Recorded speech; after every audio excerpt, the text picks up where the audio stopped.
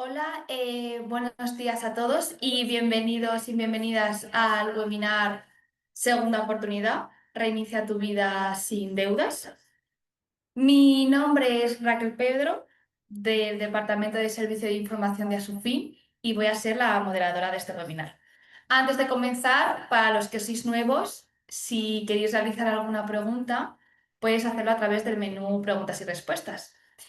Y nuestra ponente de hoy, ahora, o lo responderá en directo. Sí que, como siempre, aclarar que se responderán cuestiones relacionadas con el tema del webinar y aclarar pues, que si se puede surgir confusión con algún tipo de otro producto que tenga un poco que ver con la segunda oportunidad, pues siempre nos podéis escribir a nuestro correo electrónico, que es info@sufin.com, y pues estaremos encantados de atender a todas vuestras consultas. También os indicamos que está activo el chat donde mi compañera Patricia os irá dejando información de interés, y agradeceros como siempre vuestra asistencia, y os indicamos dos cosas más. Que tras finalizar el webinar os aparecerá un breve cuestionario, pues que agradeceríamos que nos cumplimentéis, porque también nos sirve para medir vuestro grado de satisfacción, sobre todo para poder mejorar de cara a otros webinars. Como siempre os decimos, es anónimo y en menos de un minuto lo tenéis listo. Y también, si os gusta este tipo de iniciativas que ayudan a ampliar también vuestros conocimientos en todo lo relacionado con el derecho financiero, bancario, y también queréis que sigamos fomentando la educación financiera, agradecemos que nos dejéis una reseña en Google. En el chat también mi compañera Patricia os dejará el link. Y sin más dilación, doy paso a Ágora Rosales, licenciada en Derecho por la Universidad de Laguna, y es colegiada ejercente desde el 22 de octubre del 2002, dentro del ilustre Colegio de Abogados de Santa Cruz de Tenerife. Muy bien, buenos días a todos.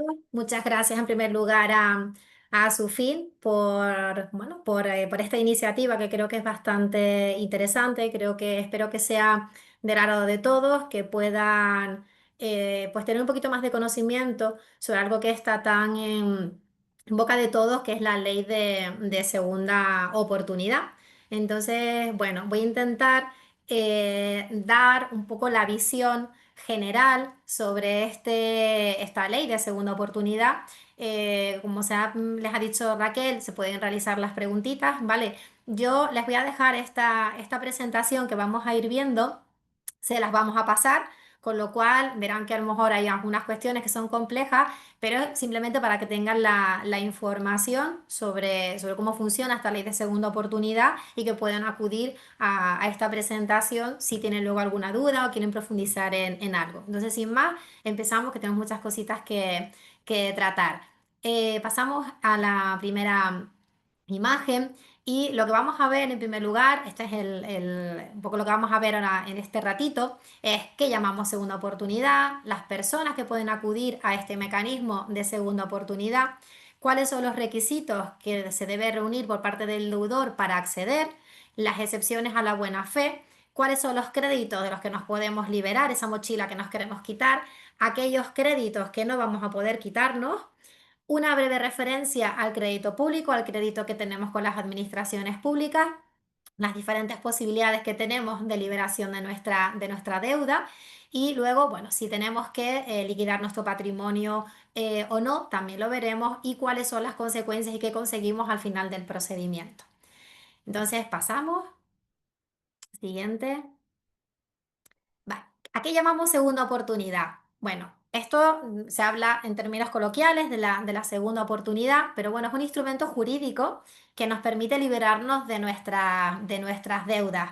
Les he puesto aquí simplemente la regulación por si quieren acudir a ella, pero sí, como dato quería que vieran que la primera regulación que tenemos en España es del año 2015. Sé que últimamente se habla mucho de la ley de segunda oportunidad como si fuera algo realmente novedoso, pero en realidad no lo es tanto. Es verdad que hay una directiva europea, que también vemos que es del año 2019, y les he puesto la última modificación, la última reforma, que ha dado un poco la vuelta a todo. Por eso yo creo que ahora se habla más de la ley de segunda oportunidad a raíz de esa reforma, que es de la ley 16/2022 del 5 de septiembre, con lo cual esto es importante dejarlo claro porque verán que hay muchas cuestiones que vamos a tratar en este ratito, en los que a lo mejor no les voy a poder facilitar una respuesta muy clara porque los tribunales todavía están interpretando y aplicando esta nueva normativa. Siguiente. Bueno, en primer lugar, ¿qué personas pueden acudir al mecanismo de segunda oportunidad? Se habla de persona natural, es decir, una persona física, da igual que sea empresario o no empresario. Esto es importante porque las personas jurídicas, es decir, las empresas, no pueden acudir al mecanismo de segunda oportunidad. Si una empresa está en una situación de insolvencia, el procedimiento efectivamente también es un procedimiento concursal, pero es diferente a lo que nosotros vamos a tratar hoy, que es el mecanismo de la segunda oportunidad.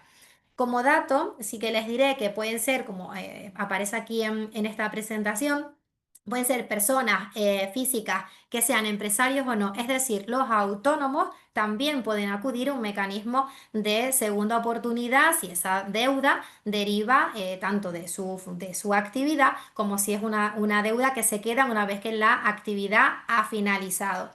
Es importante que destacar que nosotros estamos ahora haciendo esta presentación pues a través de ASUFIN, que es una asociación de usuarios financieros que lo que defiende es a los consumidores, por lo cual nosotros el tratamiento que haremos es siempre de la persona física, persona natural, la persona de a pie que pues está en una situación de insolvencia y necesita este procedimiento para quitarse esa mochila con la deuda. También cabrían aquellas personas que han tenido pues una actividad en régimen de autónomos, que han tenido pues su empresa, pero como empresario individual, esa empresa y esa actividad ya ha finalizado y sigo teniendo esas deudas que me quiero quitar. Y también tendríamos aquellas personas que han tenido una sociedad anónima, una sociedad limitada, algún tipo de asociación civil, que también lo pone aquí, cuáles son las sociedades. Y como yo, evidentemente, si a lo mejor he participado como administrador de esa sociedad, incluso algunos socios que han podido avalar deudas de esa empresa y esa sociedad ha finalizado y me quedo yo como avalista de las deudas, también puedo acudir a este mecanismo de segunda oportunidad porque son deudas que voy a tener que asumir yo a nivel individual. Siguiente. Vale, es importante que tiene que reunirse una serie de requisitos para poder acceder a la exoneración y es evidente que tiene que encontrarse esa persona en una situación de insolvencia.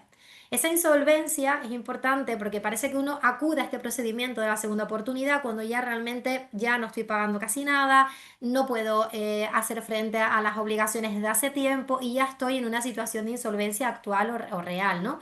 Sin embargo, también cabe la posibilidad de que aquella persona que prevé que dentro de los 3 meses siguientes no voy a poder cumplir con mis obligaciones, también se entiende que va a estar en una situación de insolvencia, en ese caso no es actual sino inminente, y puede acudir al mecanismo de la segunda oportunidad.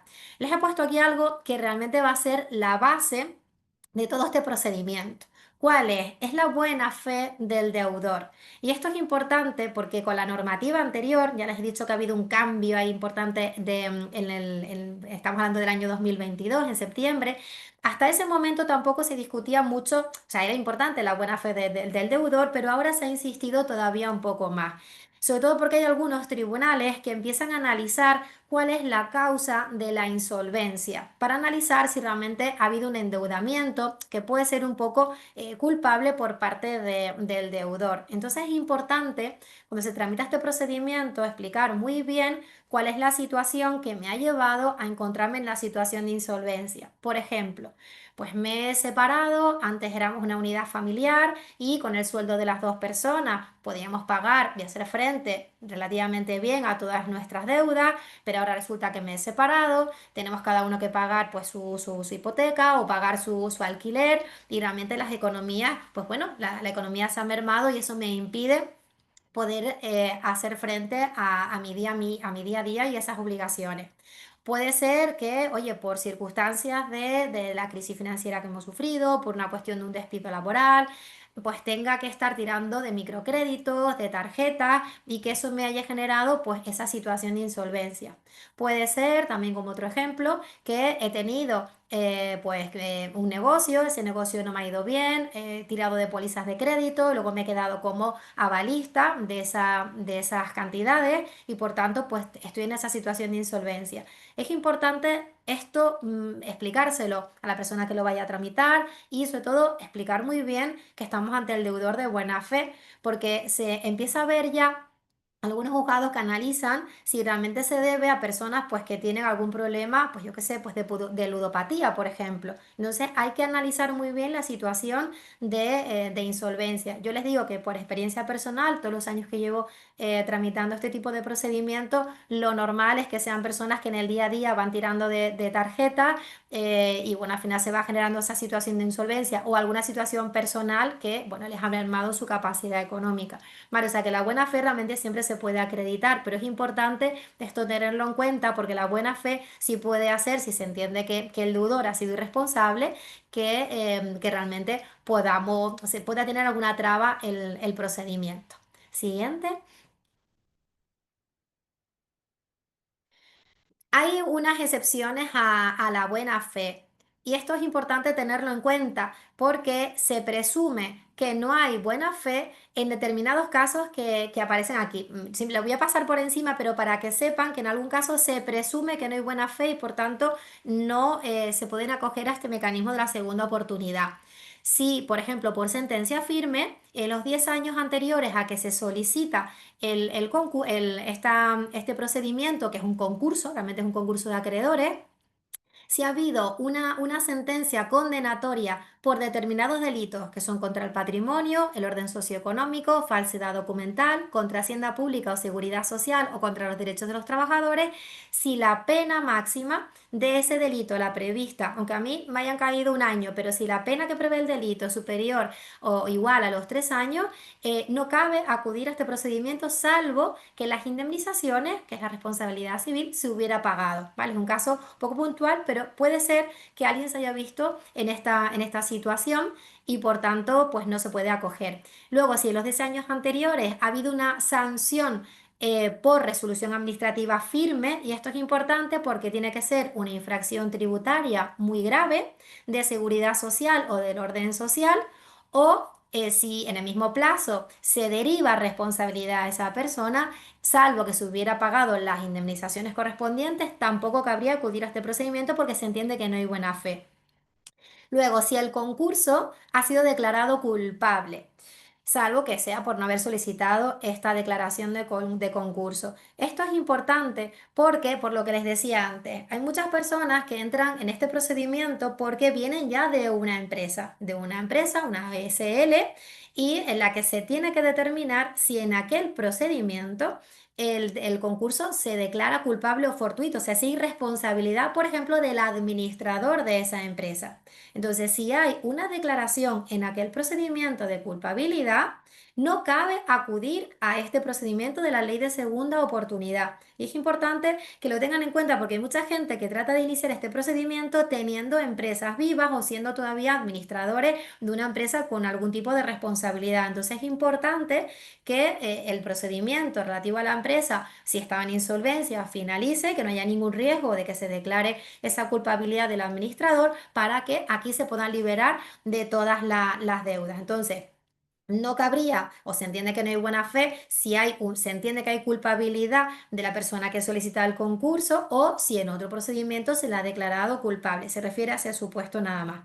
Luego, también se entiende que no hay buena fe si no se colabora ni se da la información adecuada al juez.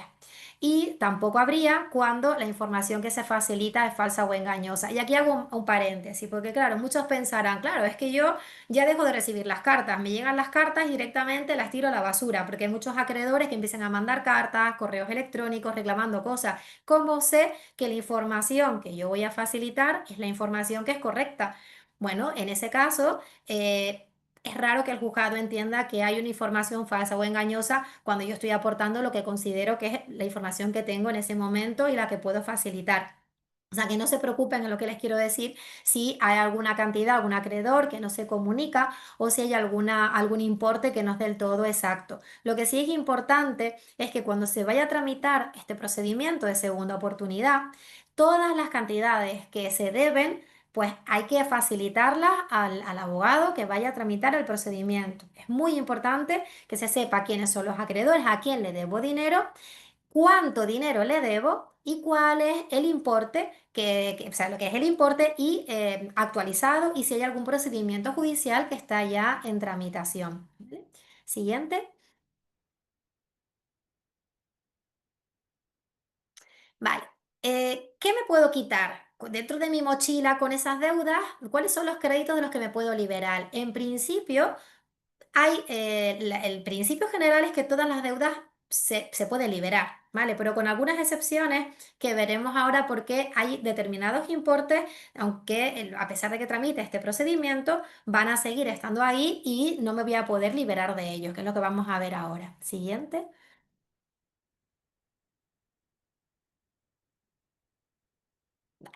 ¿Cuáles son las deudas de las que voy a tener que seguir pagando a pesar de que finalice el procedimiento con éxito?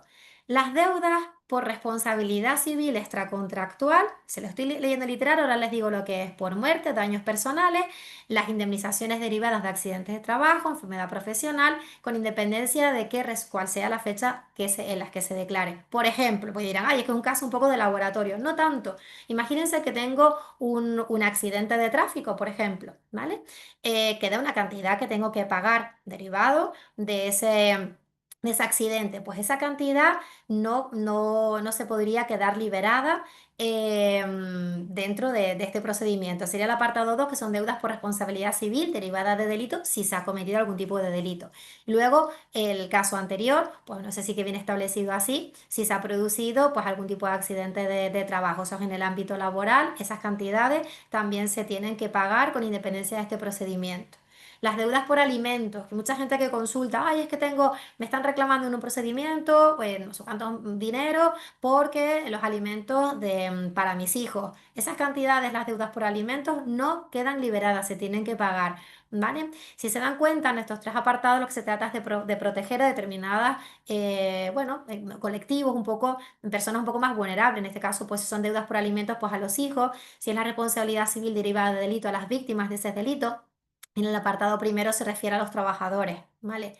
Luego tendríamos deudas por salarios de los últimos 60 días de trabajo antes de que se declare el concurso, o sea que hay unas cantidades de salario que, bueno, ya les he dicho que nosotros lo que se tramitarían son procedimientos de personas físicas que no son empresarios, pero que sepan que, bueno, que si quedan cantidades en concepto de salarios tampoco quedarían liberadas. Si hay multas en procedimientos penales o en sanciones administrativas, solamente las muy graves, si no son muy graves, en principio se quedaría liberada, pues también esas, si son muy graves o multas penales, esas no quedan liberadas. Y luego las costas y los gastos judiciales de la tramitación de la solicitud de exoneración.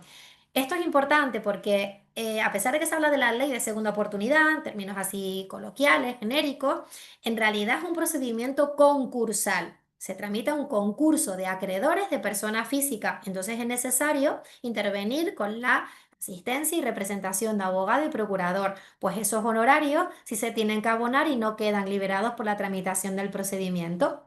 Y luego las deudas con garantía real, por ejemplo, las hipotecas. Las hipotecas sí se tienen que seguir pagando a pesar de que estemos en este procedimiento. ¿Vale? Siguiente. Vale, crédito público. Aquí tenemos bastante lío. Yo ya hasta sonrío porque es que llevamos un montón de tiempo peleando qué pasa con la deuda pública. ¿Cuál es la deuda pública? Ahora se entiende como crédito público deuda de Hacienda y de Seguridad Social. Pero es verdad que hasta que se modificó la ley, hasta septiembre del año 2022, realmente el crédito público era cualquier deuda de una administración pública. Y hasta ese momento, gracias a una sentencia maravillosa del Tribunal Supremo del 2019, no había ningún problema para que el crédito público quedara total y absolutamente liberado. Entra en vigor la nueva normativa en septiembre del año 2022 y ahí ya empieza a montarse un lío tremendo con el crédito público. por dos motivos. Y eso sí que se los explico porque da bastantes problemas a la hora de, problemas no, problemas de jurídicos realmente a la hora de tramitar este tipo de procedimientos. Cuando se redactó el borrador de esta nueva normativa, muchos operadores jurídicos, muchos administradores concursales, abogados especialistas, intentamos pelear que el crédito público siguiera quedando totalmente exonerado. ¿Qué pasa? Que al final, en el texto ya definitivo, el que se aprobó, se limitó solamente el crédito público única y exclusivamente a deudas de Hacienda y de Seguridad Social. Y en concreto, en relación a Hacienda, solamente las deudas que cobraba la agencia tributaria. Esto realmente ha generado problemas porque ha habido muchos tribunales que han ido dictando sentencias un poco, bueno, poniendo en duda esto. ¿Por qué? Porque en realidad, por ejemplo, en Canarias hay una agencia tributaria canaria. ¿Qué pasa con esa deuda? No es agencia tributaria estatal, ¿esa deuda queda liberada o no queda liberada? Hasta ahora los juzgados mercantiles, por lo menos en Canarias, sí han determinado que como no es deuda de Hacienda ni de Seguridad Social, no queda liberada. ¿Qué pasa con las deudas de los consorcios de tributos? ¿Qué pasa con las deudas de los ayuntamientos? Pues en principio no cabría la exoneración. Hubo una época en la que algunos tribunales mercantiles de Madrid sí entendían que esas deudas se podían liberar, pero a día de hoy parece que ese criterio en principio, hasta hace muy poquito, ahora les cuento las novedades, parecía que no iba a ser así. Entonces tenemos un problema respecto a qué deuda, de qué órgano va a quedar liberada o no, y luego el importe.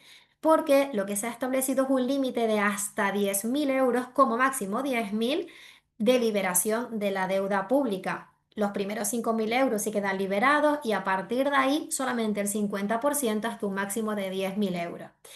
Esto era, si este webinar lo hubiéramos hecho hace 2 semanas, pues en realidad esta es la información que se les podría dar, pero ha habido novedades.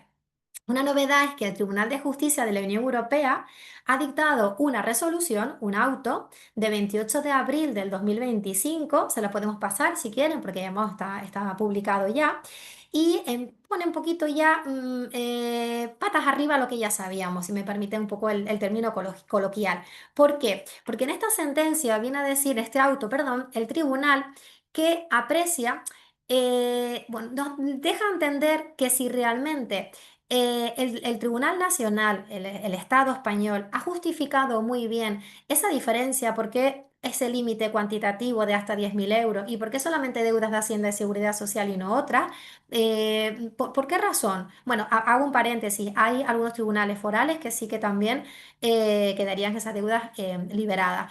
¿Por qué? Entonces, este tribunal ya empieza a decir que si no está debidamente justificado, se entiende que iría en contra de la directiva europea. Esa directiva de las que le hablé hace un ratito al principio de esta presentación es una directiva que nos está dando la vida, porque realmente a nivel europeo llevamos ya muchos años abogando por la liberación completa del crédito. No solamente crédito público, de todos los créditos para que realmente haya una verdadera segunda oportunidad, que la gente pueda avanzar y que puedan empezar de cero. No tiene sentido que me siga quedando con una deuda pública que jamás voy a poder pagar. Entonces, realmente lo que pasa es que la gente empieza a trabajar luego con economía sumergida y esa deuda finalmente es muy difícil que se termine de pagar, con lo cual lo normal es que también, igual que sucedía antes y no pasaba absolutamente nada, que la deuda pública quede total y absolutamente liberada. Hay un auto que se los he puesto aquí también de la semana pasada, de 28 de mayo de 2025, que hace una interpretación de ese auto del Tribunal de Justicia de la Unión Europea. Y es un juzgado mercantil, ¿vale? No es una audiencia provincial. Pero es tan bueno lo que dice este auto que habrá que ver si otros tribunales van en la misma línea. Y les digo si lo que se resuelve. Lo que dice en el fallo, en la parte dispositiva, es que procede a declarar que la regla general de la no exoneración establecida en el apartado 1.5 del artículo 489 del texto refundido de la ley concursal, que es la que viene a ser esa limitación, que es lo que les estoy comentando, es contrario al derecho de la Unión Europea. De la misma forma, declara en este auto también que es contrario al derecho de la Unión Europea que se establezca ese límite de los 10.000 euros. Y además dice de una manera muy valiente desde mi punto de vista, que no hay justificación para que haya una distinción por razón del órgano que se encarga de la recaudación. Un poco lo que les decía, ¿por qué si es hacienda estatal sí, si es una hacienda, por ejemplo, en este caso canaria, no? ¿Por qué un ayuntamiento sí? Esa distinción entiende bueno, que va en contra de la directiva europea. Y entonces declara en este auto que en relación al crédito público, dice, y es una interpretación, les digo pionera porque no he visto nada igual, porque vamos, la sentencia del Tribunal Europeo, el auto es muy reciente, dice que se quedan exonerados, es decir, liberados 5.000 euros en su integridad y a partir de ahí el 50% de la deuda total. Y entonces dice, bueno, con independencia de quién sea el acreedor, por ejemplo, si fuera una deuda de 100.000 euros, serían exonerados, liberados o perdonados 5.000 euros y el resto, del resto que quedan, que son 95.000 euros, el 50%. Por tanto, le deja a la persona que solicita el concurso una deuda de la que no le van a perdonar de 47.500 euros. Ya es algo, a mí por lo menos sí que me da, bueno, una buena sensación, creo que es positivo que haya magistrados que sean valientes y que empiecen bueno, a ir por esta línea que me parece súper interesante de cara a finalmente conseguir lo que muchos magistrados ya también tratan de defender y es la exoneración total del crédito público. Entonces, bueno, que tengan esto en cuenta porque hasta ahora había mucha gente que tenía deuda pública que no se atrevía a reclamar, pero este panorama pues pinta bastante bien. Siguiente. Bueno, esto también es importante que lo sepan. ¿Cuáles son las posibilidades que tengo de liberarme de la deuda? Entonces, es importante porque la gente piensa que presentas la solicitud y ya me quedo liberado y ya está. Y entonces empieza a haber, bueno, pues un poco de confusión cuando luego ven realmente cómo es el procedimiento. Yo les insisto en que es un procedimiento judicial, ¿vale? Que lleva una serie de requisitos, unos plazos que también hay que cumplir. ¿Vale? Entonces, se puede hacer de dos maneras. Una es, oye, pues yo no quiero liquidar mis bienes porque, por ejemplo, tengo una casa y yo no quiero liquidar mi vivienda. Tengo una vivienda que tiene un valor, por ejemplo, de 200.000 euros. Es una vivienda que no tiene carga hipotecaria y yo pues quiero conservar la vivienda, pero me quiero liberar. En ese caso, se tiene que plantear desde el principio un plan de pago. Se calcula. Aquí les puse los requisitos, ¿vale? Ya lo tienen en la diapositiva. Pero bueno, lo importante, para que es la idea que quiero que tengan, es, yo tengo que hacer un plan de pago, si es para conservación de vivienda habitual, a 5 años, si no, pues son 3 años, y tengo que destinar lo que me supere mi salario mínimo del profesional, tengo que destinarlo a pagar a los acreedores. Esto es importante porque la gente a veces me dice, pero ¿cómo es posible que yo me quiera liberar de la deuda y que tenga que pagar? Bueno, es importante porque hay veces en las que tengo una deuda bastante importante, mi capacidad económica, mi salario no es muy alto y al final termino pagando a lo mejor un 5% de la deuda. Entonces sí que puede ser bastante interesante acudir a esta posibilidad. Esto está siempre condicionado a que los acreedores estén de acuerdo, ¿vale?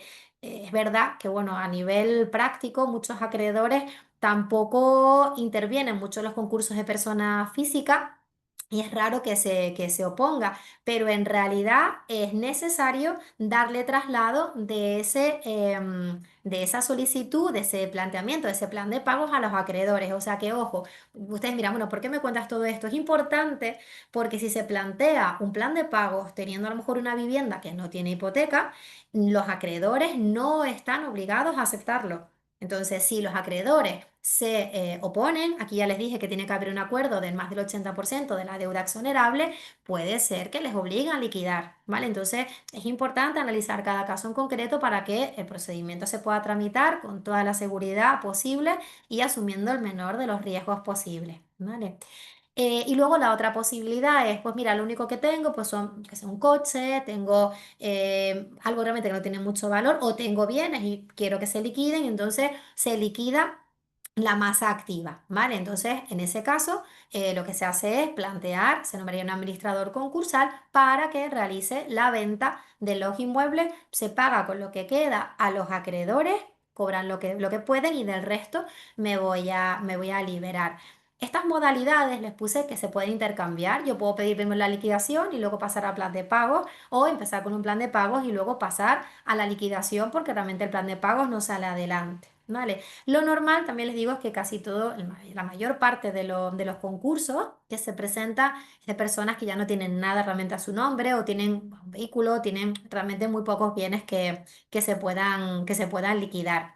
Y luego les puse, como también para que lo tengan en cuenta, que cabe la posibilidad de solicitar otra vez en el futuro, esperemos que no sea necesario, pero bueno, hay gente que por circunstancias de la vida han tenido que tramitar este procedimiento una vez y bueno, en el futuro pues vuelven otra vez a caer en una situación de insolvencia y lo pueden volver a solicitar. Yo les puse aquí los plazos, 2 años si ha habido plan de pago o 5 años si se hubiera realizado la exoneración si se concede con liquidación, vendiendo, ¿vale? Para que lo puedan entender. Ojo porque en este caso sí que entiendo que se analizará muy bien por parte del juzgado si realmente el deudor es de buena fe o no, ¿vale? O sea que volvemos un poco a lo que les comentaba al principio. Siguiente.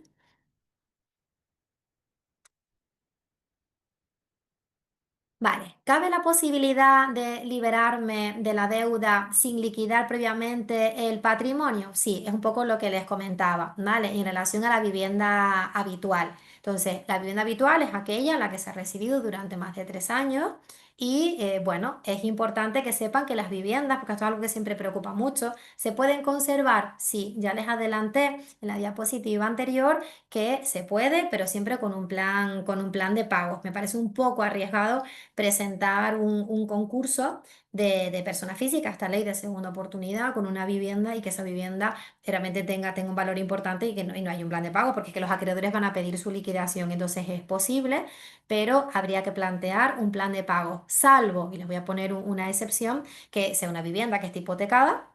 ¿Vale? Que se hipoteca, sea una hipoteca que esté al día, con lo cual se sigue pagando esa hipoteca y entonces, en principio, no hay que realizar ningún plan de pago. Se podría plantear sin la necesidad de plantear el plan de pagos en ese caso. ¿Vale? Siguiente.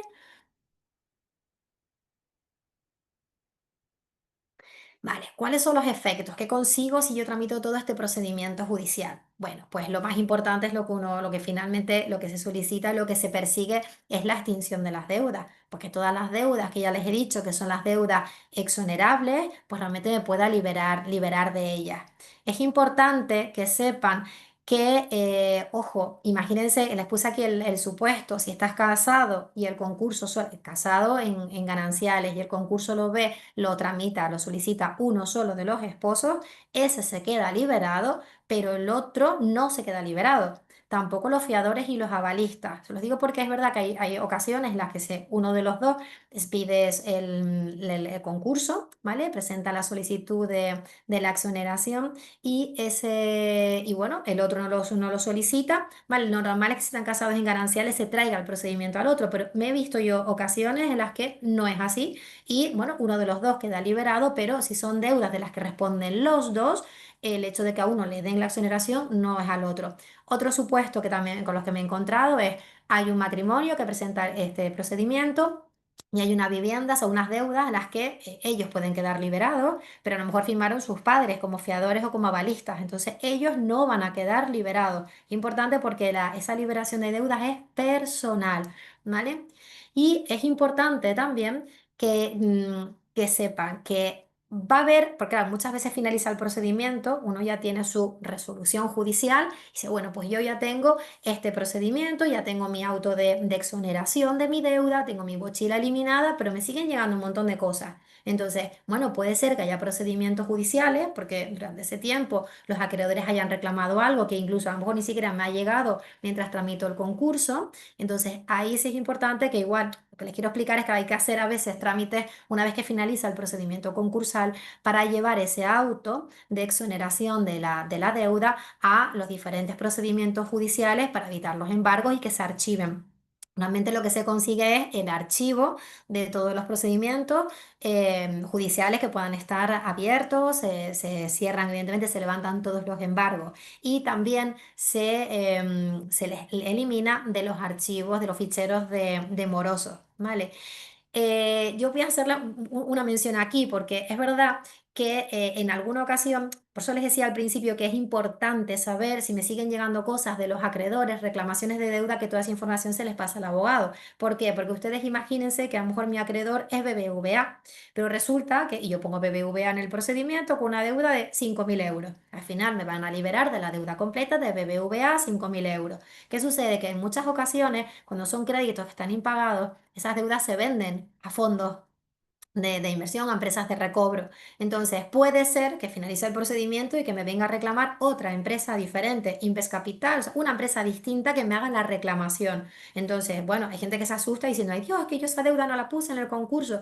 No pasa nada, se quedan liberados de todas las deudas que existen en el momento en el que se dicta la resolución con la exoneración de la deuda. Pero sí es importante que si les llega algún tipo de demanda, que no se preocupen, ¿vale? Que en algunas ocasiones sucede que, bueno, que la deuda se va transmitiendo y que finalmente llega un acreedor que yo no tenía controlado, pero que suele ser el mismo que ya estaba en el procedimiento concursal. Lo digo porque la gente se pone a veces muy nerviosa, incluso alguno hasta llega a pagar las cantidades, pues no, que sepan que se queda totalmente liberado todo lo que he tramitado en ese procedimiento. Siguiente. Bueno, lo que quería ahora ya por último era darle las gracias. Si tienen preguntas, que imagino que tendrán un montón, las pueden plantear. Lo que no les he dicho, por ejemplo, en el listado, que se les puede mandar un listadito, es la documentación que hace falta. Realmente la parte más tediosa del procedimiento es buscar la documentación, porque la gente está a veces muy agotada antes de empezar, son ya a lo mejor mucho tiempo, muchos meses, a veces años con esa deuda pendiente, llamadas constantes, correos electrónicos, cartas que les llegan a casa. Entonces es verdad bueno, que ese agotamiento hacen bueno, que les cueste mucho buscar la documentación. Casi todo se solicita de manera telemática. Y bueno, hay juzgados que piden más documentación que otros, bueno, que al final hacen también una, bueno, una labor de investigación interna por parte del juzgado, pero que sepan que, bueno, que casi todo se pide telemáticamente, que se les ayudará si finalmente lo quieren tramitar con a su fin en todo ese proceso de búsqueda de documentación para que, bueno, que tengan un procedimiento en el que puedan finalmente pues, conseguir el objetivo que es eso, quitarse esa mochila que tanto cuesta y que tantas angustias pues les está generando. Muchas gracias a todos y bueno, estamos ahora para las preguntitas que quieran. Muchas gracias, Agora, por el webinar, que seguro que le ha quedado a la gente súper claro.